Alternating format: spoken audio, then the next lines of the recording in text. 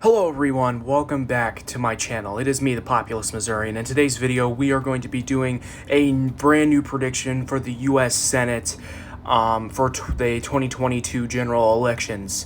Now, we're not going to do anything before we start to get into the video. We're going to get straight into the video. I have already marked all the safe states on the map. And without further ado, we're just going to go over every single state that is not already safe. Starting with the state of Washington.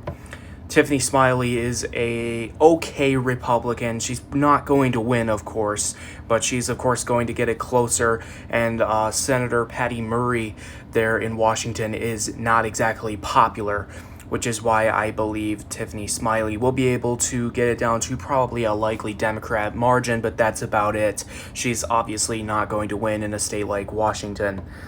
Moving on to Nevada, Adam Laxalt, I believe, is a strong candidate. He's a true conservative in the Nevada Republican Party, and that's what we need. And not to mention that the Democratic Party in the state of Nevada is killing itself. It is literally self-destructing as we speak, which is not going to help matters in 2022. Even if 2022 was a year where Trump was still president and Democrats were largely favored, it would still be tough for Democrats to hold on in the state of Nevada just because of how bad the statewide Democratic Party actually is in Nevada now. So I believe Adam Laxalt, the Republican there, will pull that off. In the state of Arizona, there was just a big Senate primary there in Arizona. The governor primary there in Arizona is still down to the wire, but Blake Masters has come up to be victorious in that primary there in Arizona for the U.S. Senate, and he will face incumbent Democratic U.S. Senator Mark Kelly. I believe that Masters has the energy. I believe he has the know-how. I believe he has everything that he needs to defeat Mark Kelly. He is campaigning on all the important issues. Mark Kelly has basically killed his political career in Arizona. And most importantly, Mark Kelly is not even campaigning. I know the primaries just happened, but you can already see that Masters is already putting out ads after winning the primary, and Mark Kelly has not done any of that yet. Blake Masters is campaigning his butt off to win this seat, and I think that we will indeed see Blake Masters defeat Mark Kelly in that seat. For the state of Colorado, I believe that Michael Bennet will win by around 5 points. I used to say that this was lean, but I will admit that was kind of a wish cast on my part. I believe that Michael Bennet will win it by around 5 points. Michael Bennet, although being a popular incumbent, Michael Bennet usually doesn't do too well in elections. And the Republican candidate is actually pretty decent. The Republican candidate in the state of Colorado. Now, I could absolutely see it still being lean. I could absolutely still see the state of Colorado being lean and Bennet barely winning. But as of now, I think Bennet will probably carry his seat there in Colorado by around 5 points. Maybe more, maybe less. It's a margin of error of roughly 2 points, but we'll see what happens there in Colorado. In the state of Illinois, same thing. Tammy Duckworth is, she's a meh incumbent, and the Republican against her is actually a moderate and was actually endorsed by a Chicago newspaper, which honestly could make things a little bit closer. But we'll see what happens in the state of Illinois. I could definitely see around Duckworth plus 10, maybe. But we'll have to see what happens there in the state of Illinois. In the state of Wisconsin, no question, Ron Johnson is going back to the Senate. Absolutely no question. He's running against somebody named Mandela Barnes, who basically just keeps on criticizing white people in a state that's like 95% white. So there is no way that Mandela Barnes is even going to stand a chance against Ron Johnson. And besides, Ron Johnson is an incumbent. He's a conservative fighter. He's exactly what the state of Wisconsin needs for another 6 years, and I believe that he will absolutely carry that. Now, Ohio is a bit of an interesting one.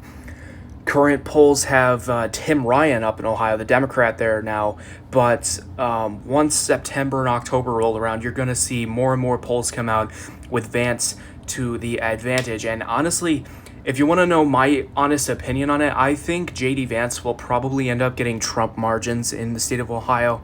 He is a populist. He's starting to campaign now. He's got good campaign ads coming out.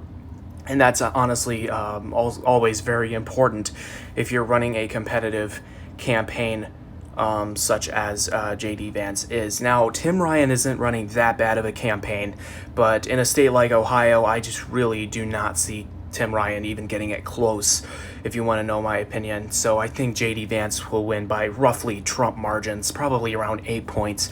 I could also see Vance plus 10 maybe, in a state like Ohio. And then there's Florida. I'm going to cover that in as likely. That's Senator Marco Rubio over there. And honestly, I think for Florida, Rubio and DeSantis are probably going to get similar margins.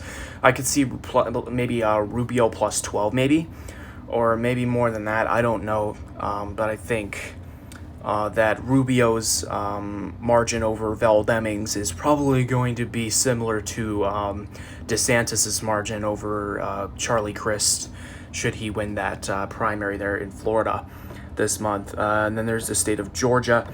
I believe Herschel Walker will win by around 1.5 points, if you want to know the truth. I think Herschel Walker can ride Kemp's coattails and sort of lean on Kemp to save his campaign if things get downhill too badly.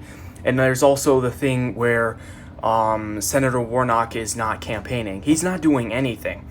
Senator Warnock could honestly do some pretty bad damage if he started campaigning. Now, that's just my opinion. I know that in a red wave year, Warnock's probably still not going to win. But I could see a Walker victory as of now by around 1 to 2 points. 1.5, maybe 2 points, maybe 2.5 or 3 at the most. And then for the state of North Carolina, Bud wins by like 5. He's up against a terrible Democrat who lost re-election in 2020, which should have been a very winnable race. She is Sherry Beasley. She was a judge there in North Carolina. She lost re-election in 2020, like I just said, in what should have been a very winnable race in a year that heavily favored Democrats, especially in the state of North Carolina that year. Now, Pennsylvania. Honestly, I could see Pennsylvania going to Oz by a lean. Fetterman is absolutely not campaigning. All he's campaigning on is New Jersey, New Jersey, New Jersey. By the way, did you hear Oz is from New Jersey, guys? But then, as it turns out, Fetterman is nowhere near the working class hero that some people seem to think that he is. Because he's been getting parents money from, he's been getting money from his parents until he was 46 frickin' years old. So yeah, there is no way that Fetterman is this working class warrior that people think he is. And honestly, I just really do not see him winning. I see him losing by 2 points, maybe even more than that. But Oz is most certainly going to win that seat. And as for the state of New Hampshire, honestly, the state of New Hampshire depends on the Oh crap! That's not good. Sorry, folks. There. That's my rating as of now. Tilt Republican in the state of New Hampshire. Sorry for that little mistake there that I just made. And Pennsylvania is not lean either. It's lean. Yeah, whatever. So, tilt Republican in New Hampshire. By the way, that's the only state in the entire country for the U.S. Senate that I think Republicans will win by a tilt. Because the New Hampshire primary hasn't taken place yet. We still have to see whether it's going to be Don Bolduc or the Morse guy. I don't know what his first name is, but I know his last name is Morse. And if Morris wins, then it could be even lean Republican, probably. But if Bolduc wins, then he could win just thanks to the national environment alone, if the national environment is actually red enough. But if the national environment doesn't kick in well enough, then it could be tilt Democrat, all because of Bolduc. So that is about it. That's about all I have for now. Thank you guys for watching, and expect another video to come out probably tomorrow, where I will be doing a governor's prediction. And then I believe in September, sometime in September, where I have better equipment, then I'm going to be doing a U.S. House prediction. So stay tuned for that as well. Also, we're going to continue to make content even through the school year. I'm going to be working plus going to school, so it's going to be tough. But I still want to try to make videos.